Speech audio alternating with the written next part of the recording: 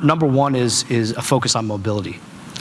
And I think this is obviously a big topic that comes up across West Palm Beach and Palm Beach, and more focused on traffic, but I'm really talking about mobility, public realm, connectivity, things that drive really exciting cities. In fact, I saw Rafael Clemente and Rick Kennis here, but there's a nonprofit in formation right now in West Palm Beach, which is the West Palm Beach Mobility Coalition, a partnership between the DDA, the Palm Beach County Chamber of Commerce, private developers, city, and others.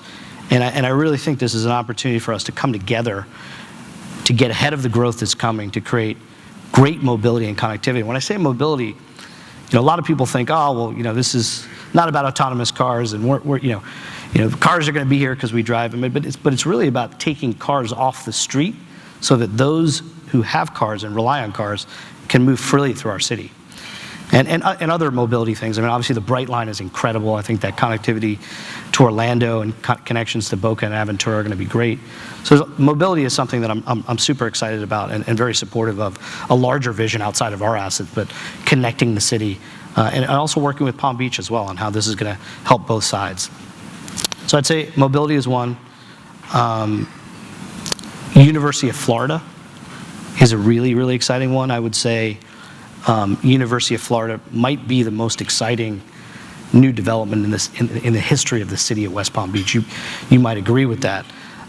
Maybe in the history of the state. Again, these things just don't happen often. Where a top 5 public university, I learned a lot about this over the last couple of years being close with the University of Florida, but a top 5 public university coming to our city and over 20 acres of land. Thank you to the city, the county, and private developers that are contributing the land to make it happen. But 20 acres of land to do a 2 million square foot tech and innovation campus right adjacent to the square a block away. I mean, I never could have imagined that kind of development. And, it's the verticals are cybersecurity, fintech, blockchain, sustainability. They're talking about maybe even moving the business school here. There's so many exciting things happening around that. And I think while today, the industries that are predominant here in both West Palm Beach and Palm Beach Island are financial services, obviously due to the history of this area. But I'm really excited about tech and innovation. I mean, that's what's driving the greatest innovation in cities across the world. So I think University of Florida is great. And then number 3, I guess lastly, I'm super excited about hospitality and restaurants. And just in the last few years, we've signed up a lot of great restaurants. We have at 360 Rosemary Felice, which is the St. Ambrose group coming. We have Harry's and Adrian's, Harry's is a restaurant that's been in the financial district in New York for 50 years. This will be the second one in the world. We have Milos coming to One Flagler. We have RPM Italian, which is the Let Us Entertain You group from Chicago coming to Phillips Point, and many, many more.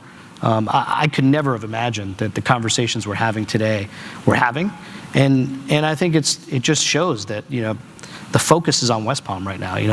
These world-class brands actually want to be here, which is a big change than what it was 20 years ago.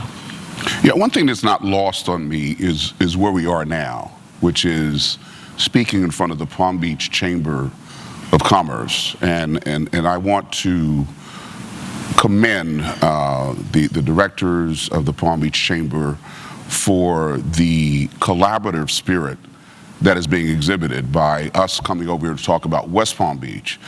It used to be a town versus city conversation.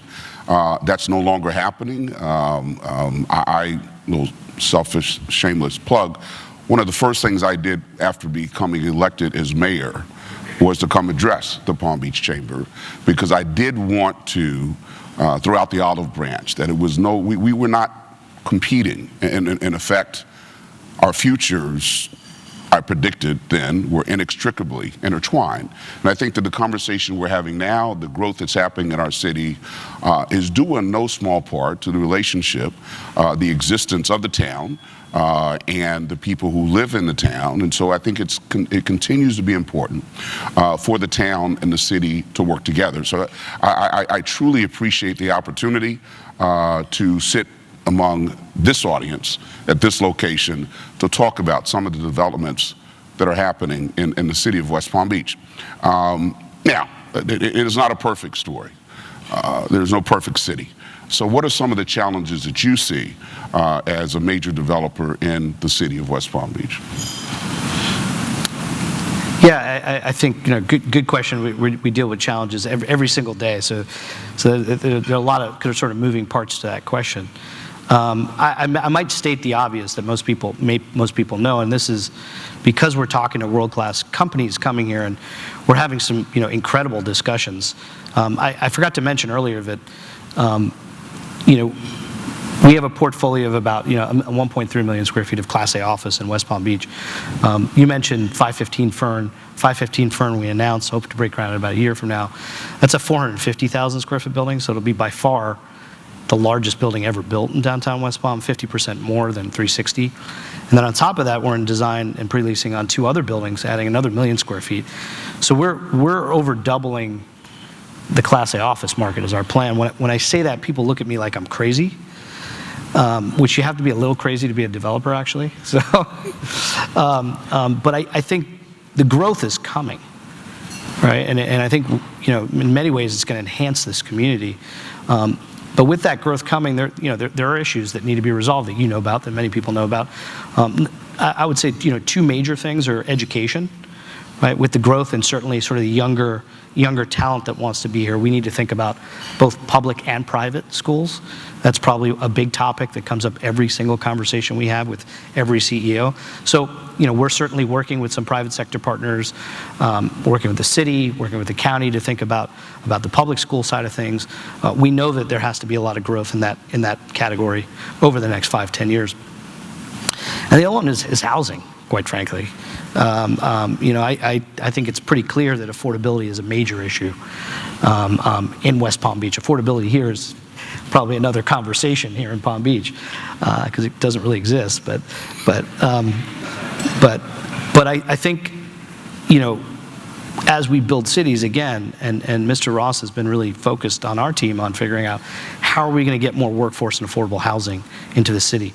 575 Rosemary, which is another residential building that we have under construction in the square, which is 325 units of luxury housing, but 15% of those will be workforce housing. So we're chipping away as we build new developments to add more workforce and affordable housing. And my hope is that both the city, the county, and the state can come together to help incentivize developers to build more affordable housing, because that's the only way it's going to happen. And we saw this in New York City for the last 40, 50 years, where there's sort of the evolution of 80-20 housing, where you'd have luxury housing that was 80%, but 20% affordable. That led to tax incentives that drove economics on building these buildings. So yeah, I think education and housing are probably the 2 largest topics. There are probably many more. We talked about mobility. I think we're on our way for a path there, but it's not going to be a straight line. As I said, this 25-year journey that Related has had. There were a lot of bumps in the road initially, and I can't imagine it's going to be a straight line path moving forward. But this is what we do. This is what excites us, and we all go through challenges every single day, and that's how you create great things. Well, I think the important thing is your persistence over time, and that persistence will be necessary as we try to address some of these big issues. And I would be remiss if I didn't mention that on November's ballot is the workforce housing bond that the county is putting out, which will provide a significant amount of revenue that we can use working with developers in the private sector to increase the amount of, and I hesitate to use the word affordable housing because it has kind of a negative connotation to it. To me, it's really housing that is affordable. Housing that's affordable for our office workers, our restaurant workers, our first responders. I remember being in a meeting with a CEO of a company about 6-7 months ago. They had hired someone from another state to be head of HR, obviously paying her 6 figures. She and her husband had missed out on 5 opportunities to purchase a home in our county. We're not talking about affordable housing. We're really just talking about housing that is affordable for some of the people that we need to be here to continue to drive the engine. Well, Gopal, any parting remarks for the audience before we terminate our conversation? I think you asked a lot of good questions. Well, good. So yeah, no, thank you very much, and you know, it's an honor to be here and working in this community, and I think it's only going to get more exciting as we move into the future. Well, as I always say to my team, the best is yet to come. Thank you for the conversation.